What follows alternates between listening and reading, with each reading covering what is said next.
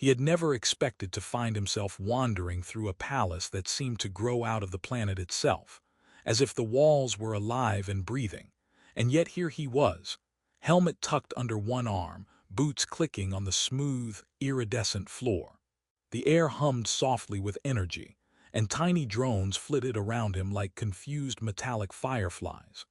Somewhere far above, sunlight fractured through translucent towers, scattering patterns across the chamber in colors that made him squint and feel slightly seasick.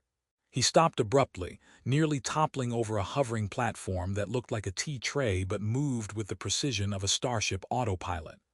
"Well, this is different," he muttered, hoping no one or nothing heard him. Then she appeared. She didn't run or jump into a dramatic entrance. She simply walked in, her long ears twitching in a rhythm he somehow recognized, the same rhythm of alert curiosity he remembered from that day years ago. She looked like a human woman at first glance, but her ears stretched gracefully above her head, catching the fractured sunlight and bending it into strange arcs. Her hair fell like liquid silver, her eyes were a shade of violet he could not name, and her smile, oh, that smile, was calm but sharp, like a blade wrapped in silk. "Still clumsy," she said, and he swore one of her ears twitched in amusement. He bowed awkwardly, knocking his helmet against his chest plate with a hollow thump. I didn't expect to." "You didn't expect to find me here, either," she interrupted smoothly.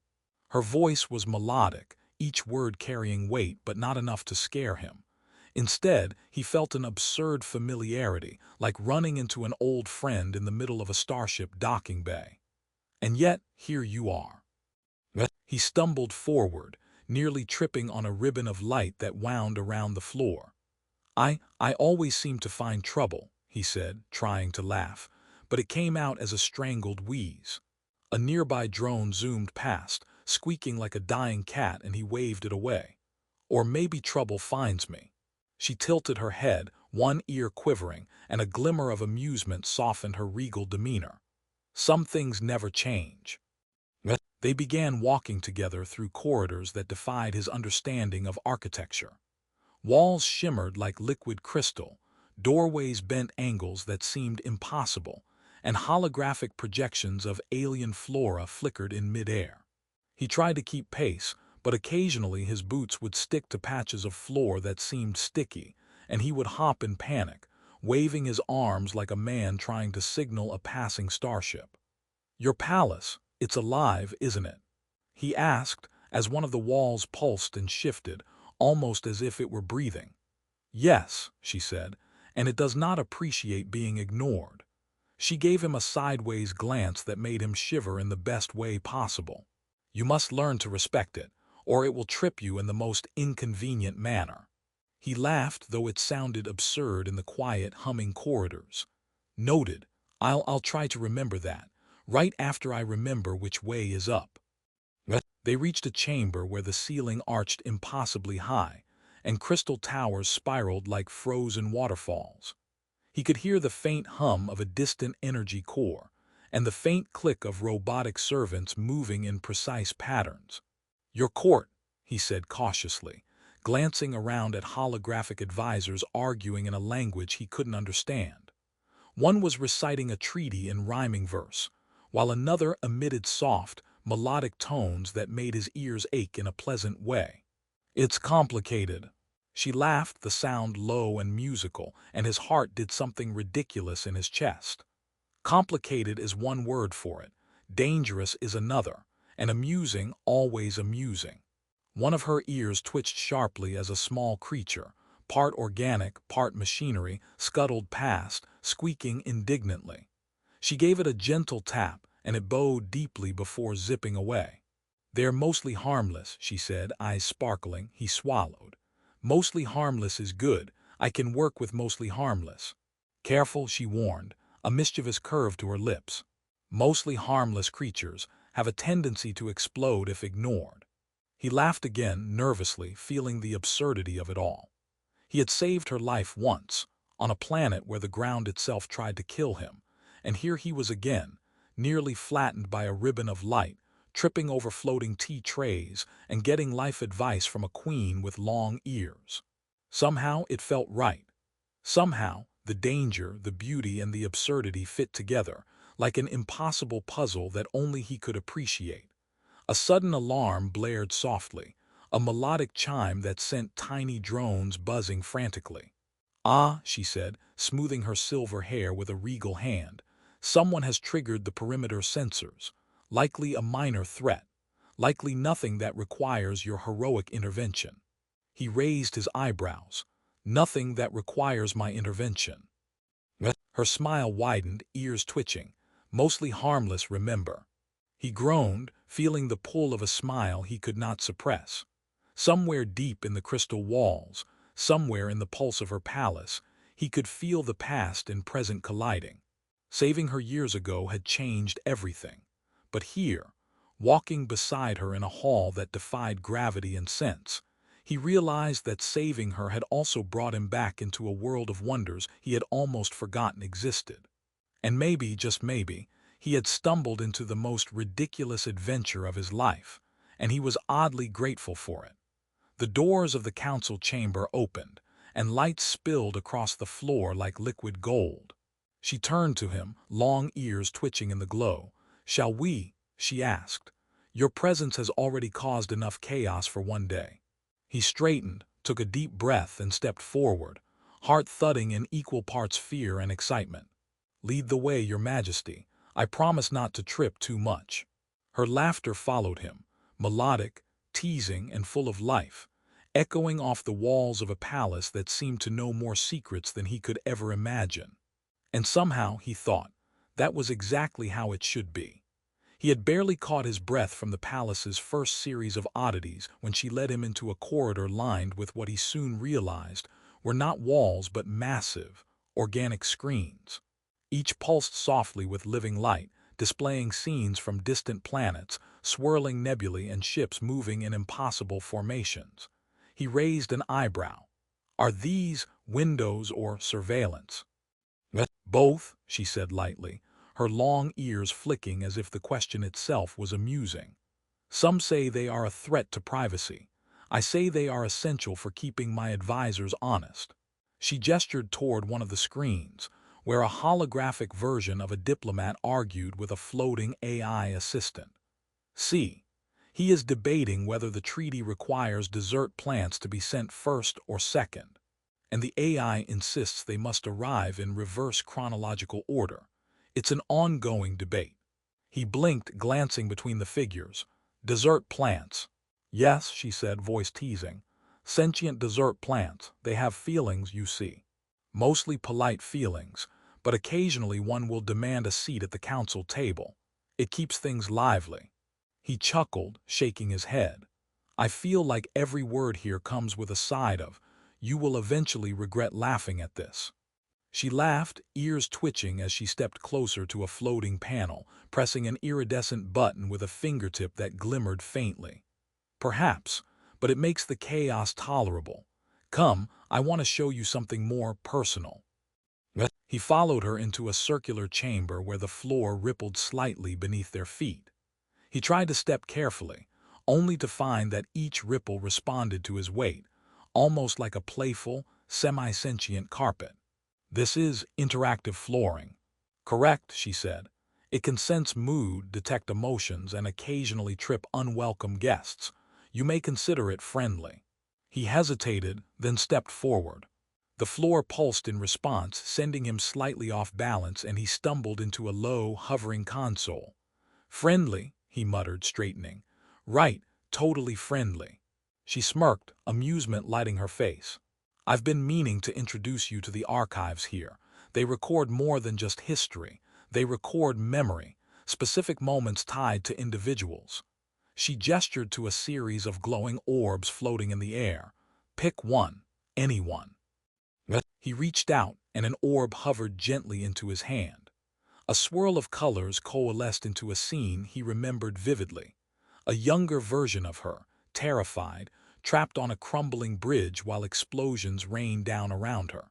He swallowed hard, the memory pulling him back years, back to the moment he had risked everything to pull her to safety.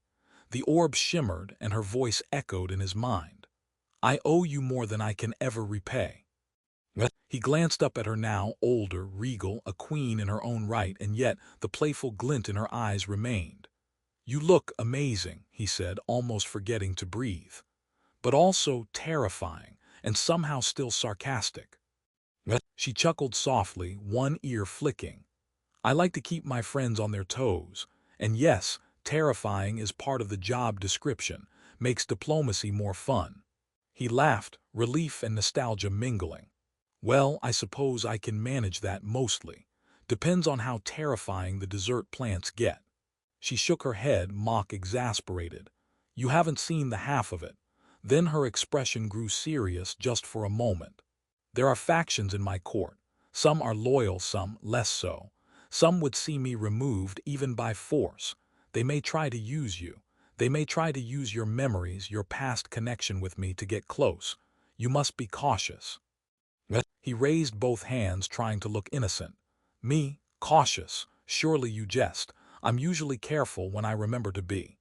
A small robotic servant buzzed by, tripping over his boots and nearly sending him sprawling. He laughed as he steadied it. "See, even the robots conspire against me." She smiled, her long ears flicking as if in agreement. "Mostly harmless, remember." The chapter unfolded as they toured the palace together, and he became entangled in the strange, humorous, and occasionally perilous workings of her court. One incident involved a telepathic protocol that misfired, projecting his internal monologue as a hologram over the council chamber.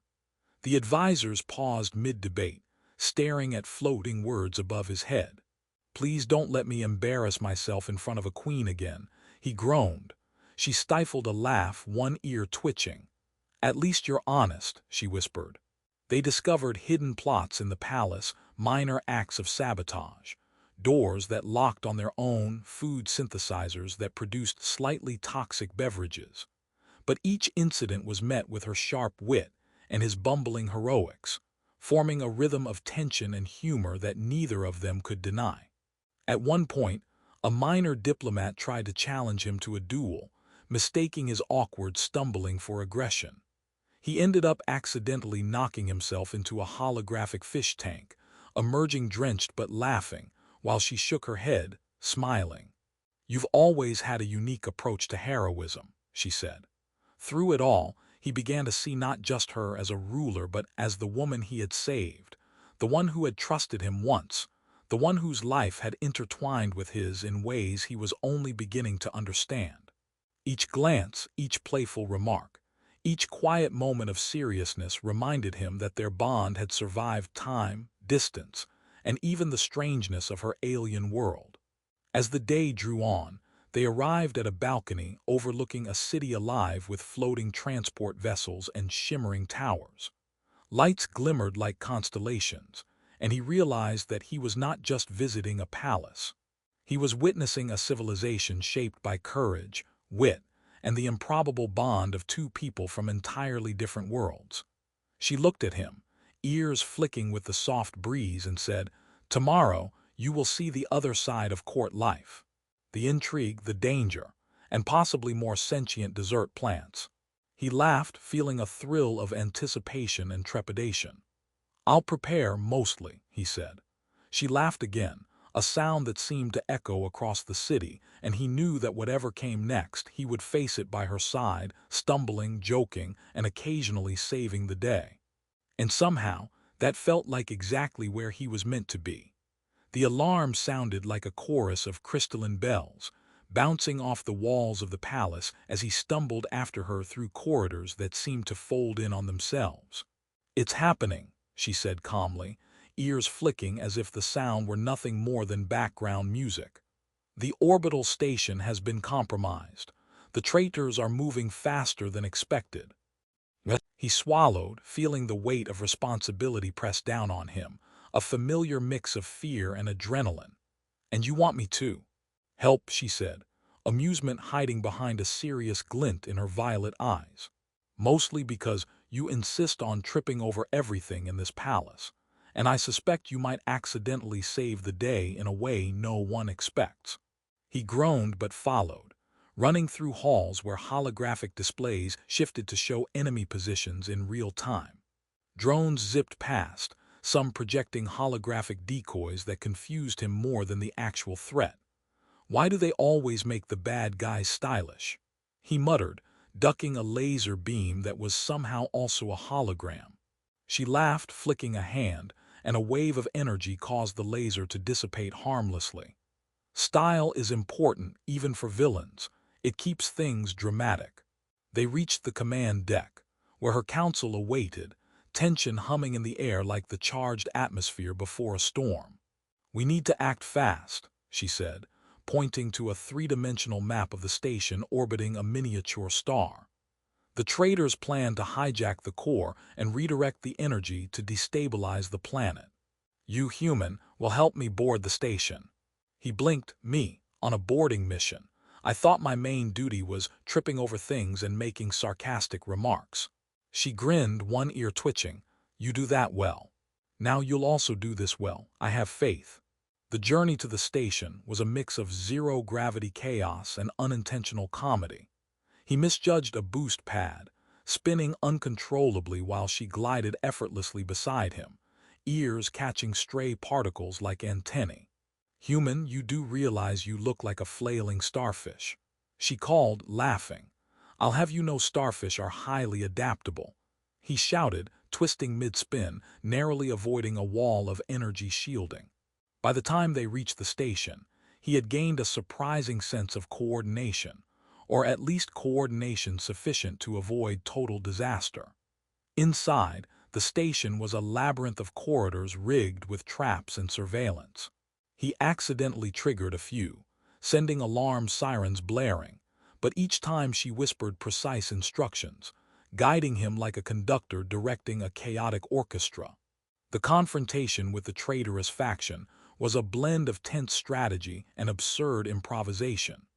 One enemy attempted a laser duel, and he ducked, tripped over a low console, and accidentally smashed a control panel that disabled half the station's defenses. "You're welcome," he said sheepishly, ears twitching. "Mostly harmless chaos strikes again," she murmured, stifling a laugh.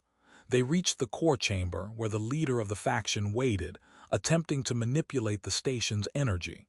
The core pulsed, threatening instability, and the room hummed with dangerous potential. She gave him a small device that emitted a soft glow. "This will synchronize the energy flow if placed correctly. Try not to explode anything." "Mostly harmless?" he asked, gripping the device like a lifeline. "Exactly," she said. He placed the device carefully, ears flicking nervously. Energy flowed through the chamber, the station stabilizing with a final surge of light. The traitor leader was captured, flailing as she used a combination of force fields and non-lethal energy restraints, her ears twitching with satisfaction. Breathing heavily, he looked at her. "Well, we didn't blow anything up. Except maybe my dignity." She laughed, ears twitching with delight. "You were magnificent, in a very clumsy, human sort of way." Back on the palace balcony, the twin suns setting behind crystalline towers, he realized how much he had changed. He had arrived as a man unsure of his place, bumbling through an alien court, uncertain of loyalty and purpose. Now he had faced danger, navigated the absurdity of an entire alien civilization, and still emerged standing, alive, and somehow respected. She turned to him, long ears flicking as the wind played through her silver hair. "You see," she said softly, "courage takes many forms. Sometimes it's strategy, sometimes strength, sometimes, well, just surviving the chaos you create." He laughed, thinking of all the stumbles, the holographic embarrassments, the sentient dessert plants, and